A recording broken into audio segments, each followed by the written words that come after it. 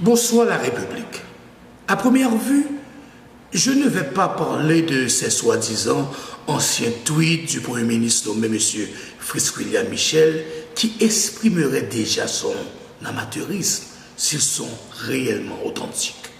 Et je ne veux pas non plus lui sous-estimer, mais en tant que citoyen qui se soucie de l'état physique, de l'état psychologique, de l'état chaotique, machiavélique de mon peuple, de mon pays, je pense qu'il serait intellectuellement malhonnête et politiquement ignorant de prétendre que ce nouveau Premier ministre nommé pourra apporter une quelconque solution efficace aux multiples problèmes qu'Haïti est en train de faire face actuellement.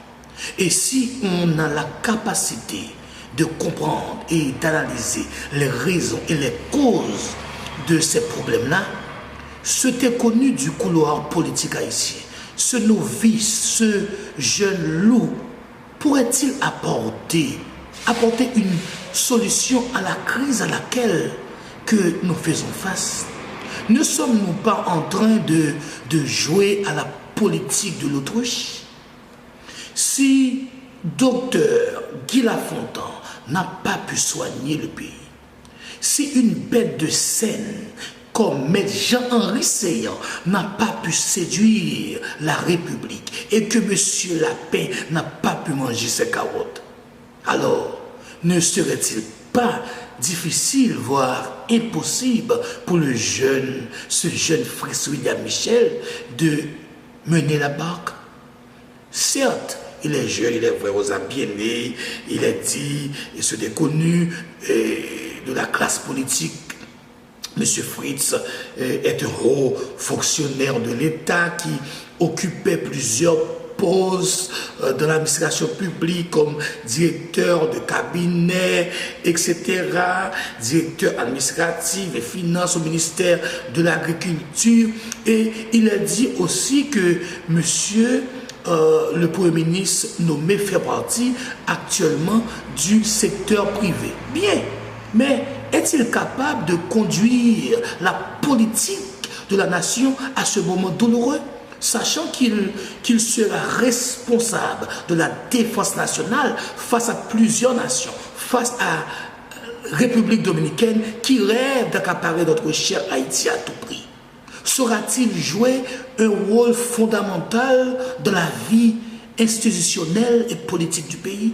Ce jeune loup pourrait-il incarner le lien entre le chef de l'État, l'opposition, le secteur privé et la société civile? Ou du moins, est-ce que ce n'est pas une façon de faire passer du temps, puisque il est vrai que la nomination ne fait ni chaud ni froid aux parlementaires de l'opposition à la Chambre des députés et aussi au Sénat qui, eux, s'intéressent à la séance de mise en accusation du chef de l'État, M. Jovenel Moïse. Mais je me demande, est-ce que le président Jovenel s'est questionné lui-même pour se demander quelles seraient les conséquences de son choix et apporterait-il satisfaction et bonheur à lui-même comme à tous ceux qui sont dans l'autre camp, surtout l'équipe de l'opposition? Car les sénateurs de l'opposition et leurs alliés ont dit qu'ils n'ont aucune intention d'intégrer un gouvernement de cohabitation, prétextant que le président de la République est un criminel, un inculpé, un homme corrompu, etc. Et ces mêmes sénateurs-là ont déjà perturbé plusieurs séances de ratification de la politique générale de l'ancien Premier ministre nommé M. Jean-Michel Lapin. Et on voit dans leur calendrier politique, ils demandent la démission, premièrement, la démission du chef de l'État, la réalisation du procès Petro-Caribé, la tenue d'une conférence nationale souveraine, le jugement des auteurs de massacres de la Saline et plusieurs autres massacres du pays, mise en place d'un gouvernement de transition, l'adoption des mesures urgence afin de soulager la souffrance de la population. Alors dis-moi, quel sera l'avenir du nouveau Premier ministre nommé?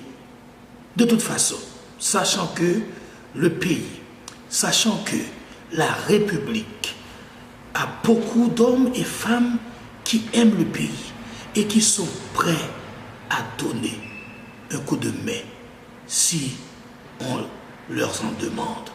On pourrait compter sur plusieurs personnalités. On pourrait compter pour proposer peut-être Jules Célestin, Edmond Supplice Bozil. Cette dernière, elle est très qualifiée. On pourrait choisir Clarence Renoir. Il y a aussi Éric Jean-Baptiste, le soi-disant Judas de l'opposition, l'homme d'amnistie.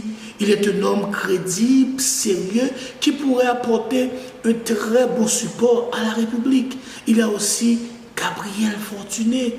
Lui, il ferait un grand homme, un Premier ministre honnête.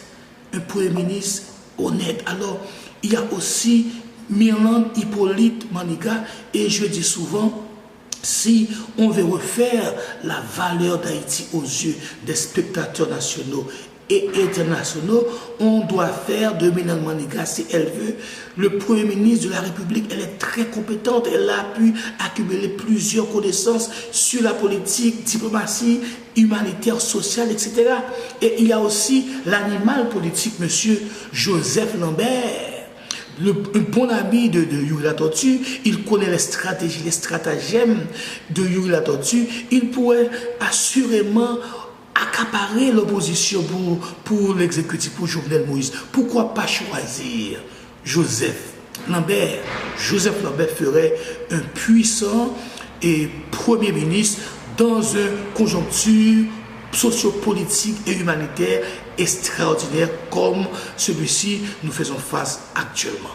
Alors, il y a le peuple qui est en train de souffrir. Mes amis, on dit un mot pour le peuple là.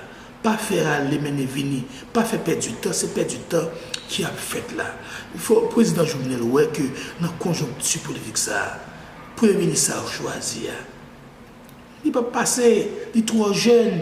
Il y a trop politiciens. Il est vrai que monsieur sont fonctionnaires, mais nous avons besoin de leaders dans le moment ça. Nous avons besoin d'hommes sérieux, hommes matures, qui sont capables de gérer la situation. Ça a trop gros dossiers. Vous m'avez dit, monsieur n'est pas de réel, il est jeune vraiment, aux bien nés, la valeur n'attend pas le nombre des années. Cependant, le pays est en train de faire face à des situations socio-humanitaires multidimensionnelles à ton niveau.